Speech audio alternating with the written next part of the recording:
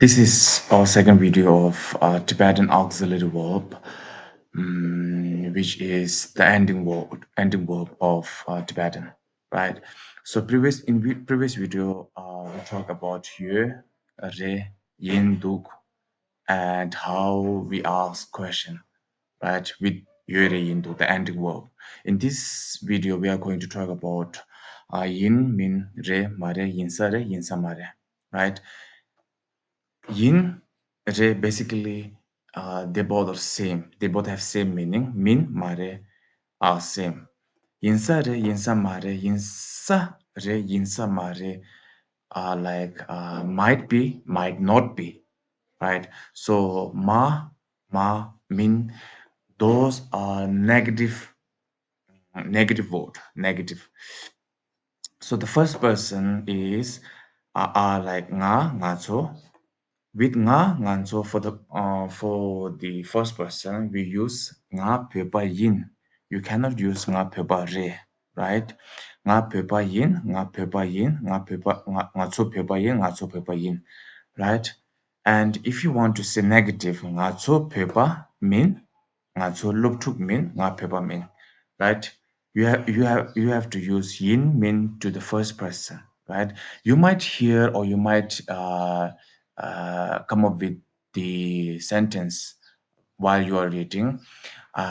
You might say something like nga cho pepa re, nga pepa re, right?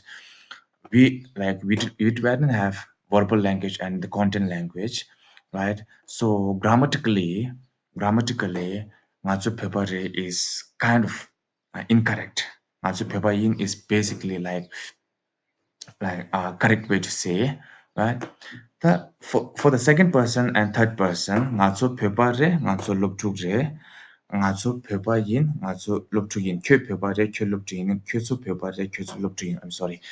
That kyo so are you and you plural, right? For the second person, we use re, right? So what are yin, re, min, mare?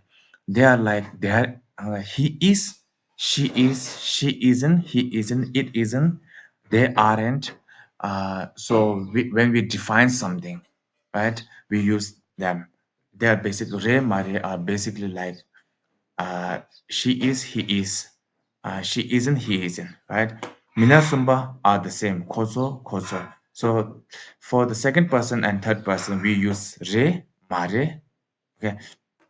So if you have doubt, then you can say yinsa re, yinsa mare, yinsa re, yinsa mare, or and you cannot use resa re, resa mare, right? This is a little bit complicated here. For second person and third person, if you want to if you want to say like might be, might not be, you cannot use resa re, resa mare. You have to use it. It changes into yin, yin sa re, yin sa mare. Kyo peba yin sa re, kyo peba yin sa mare. Right. This is the complicated thing here. Otherwise, this yin re yin min re mare yin sa mare are kind of easy. So how do you ask question, right? We just have to add pe, right? Uh, so here it changes a little bit mm, mina thangbu into mina nipa, first person into second person into first person. How, right? So in when you are answering, you have to use nga pepa yin, right? When you ask a question, right? Am I a Tibetan? You have to say nga pepa rebe, not yimbe. Nga pepa yimbe. You cannot say that, right? Nga pepa rebe, nga luptuk rebe, nga chu pepa rebe, nga chu luptuk rebe. This is the key difference here, right?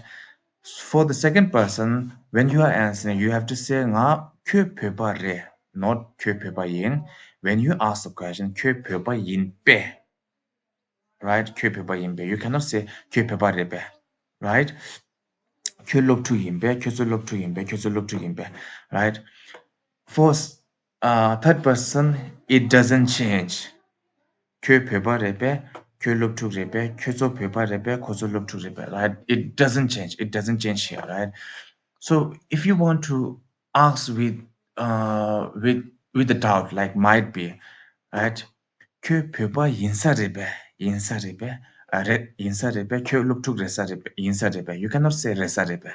Okay, so this is the key here, right? When you, for all the person, first person, second person, third person, it doesn't matter. It doesn't matter.